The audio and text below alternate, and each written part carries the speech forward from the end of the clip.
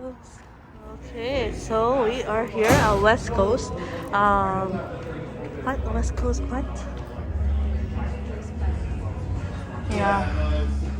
We're gonna go mini golf. We're pretty early. 9:30 pa kasi yung ano Yeah. namin. But they said to arrive early kasi. So we're just here. We're waiting for our turn. Tingnan niyo guys. So, tapos may upstairs pa sila. Oh, di ba? Ay, sila na to. Kanina nakabukas yun. Tapos doon parang may ano sila. Marami silang paintings and everything.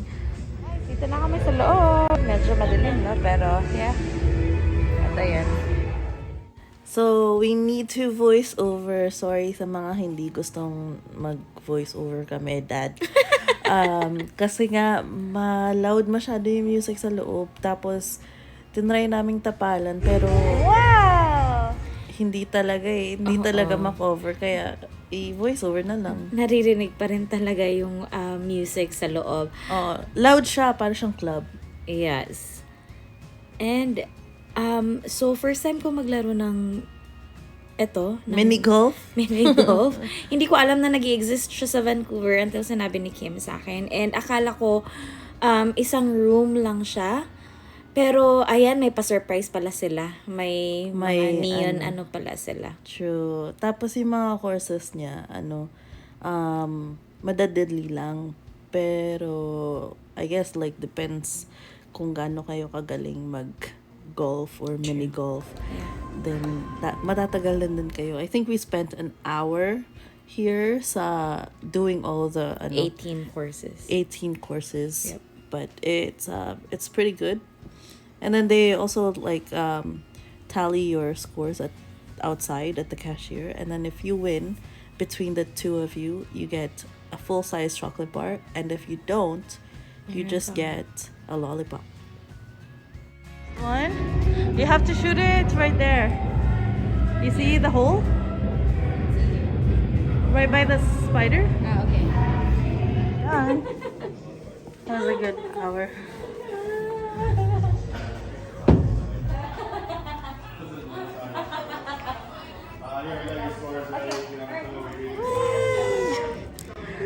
Can we go check what's upstairs? I don't know. Ooh. Upstairs? To play darts now. Wow.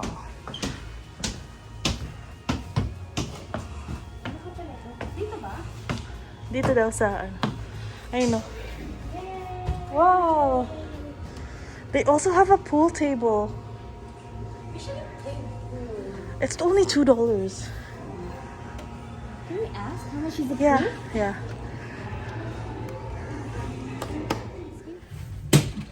Wow. What is that? One? I'm not sure. Okay. Okay, go.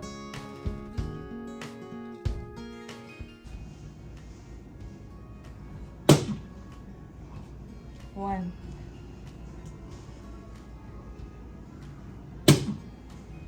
What's that? 13? It's not even in this. So this is only $2. So it's Nice. $1 per player. And we're cheering, but we actually don't know what's going on.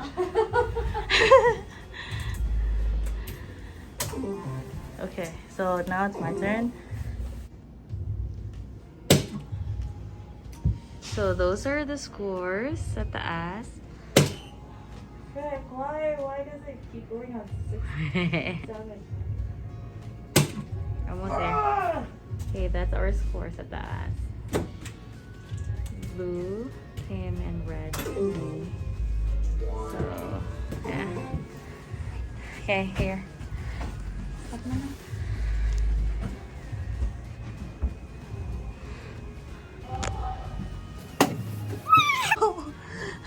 Okay. I think need maubos yung ano.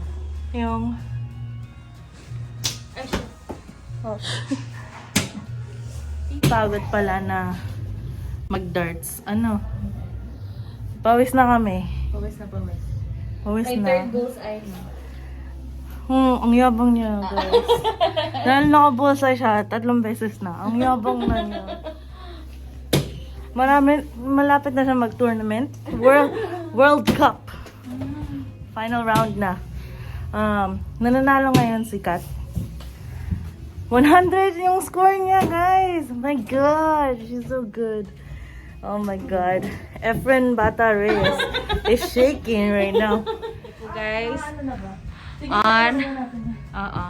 on the blue corner, wearing ayan na po, nag-exercise na po siya para sa kanya malaking laban, guys. Okay, concentrate. Isa po to sa pinakamalaking laban ni Kim.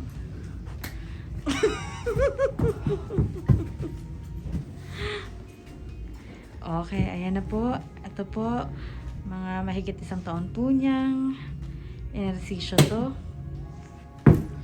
Malaking disappointment po sa kanya ito pag hindi po siya nanalo. Ayan na po. At ayan po, Ang aming score. We are a tie. nag-tie po kami. Ay, nag-tie po kami. Yan po. Yan po. Isang sport naman po ang ating tatahakin ngayon. So, nakapaglaro na po tayo ng mini golf. Naglaro na din tayo ng darts. Ngayon po, magbibilliards na po tayo. Efren Bata Reyes is shaking right now. So, yung billiards nila is $15 for an hour. Kanina yung darts, $1 per game. Ayan. Tsaka hindi ko alam kung na-mention na ni Kim yung mini golf. Magkano ba yan? Ano, Meligo? Oo. Ano? Magkano yun? $14 per person. $14 per person yun. Nasa Richmond to, guys. Ayun na po. Wow. Ay, muntikan na mahulog yung isa. Mahirap. Yung ano? Ito. Okay. Sige, go. Ayun na.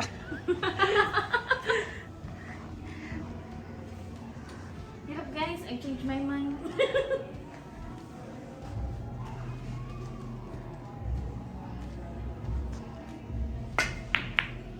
Muntikan na. Muntikan na. Ano po, guys, ang pinakaabang natin. Guys, ang gagawin ko, ito, papa, jump ko, tapos gilid siya dyan. Tapos, when 500 meters, magla-left. Okay, ayan na po ang kanyang plano. Okay, let's do this.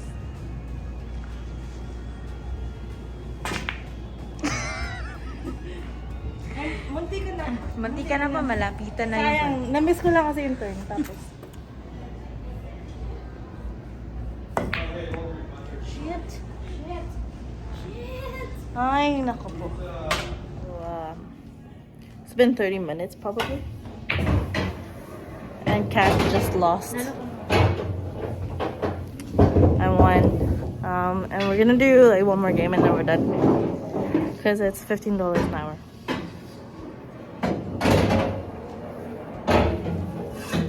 Guys, ang tagal niya kasi hindi siya yung pag nahulog nandun na.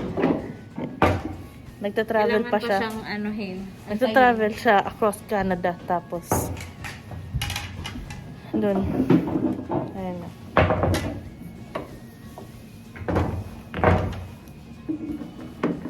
Nag-time ka ba? They gave us speakers so we can play our own music. But we're done now. We finished our hour. So it's now 11:30. It's time to go home. So we are done now. Oh shoot. We're done now. We're gonna go home. We're in Richmond and now it's 11:30. So we spent like $50. $50? 50 ba? 15. $15. Yeah, it was $15 for like an hour of the pool table, which is pretty cheap considering that we went to like a pool place before, and yeah. it was like $24 an hour. 24-25. Yeah, so it's pretty pricey. But here, we had so much fun.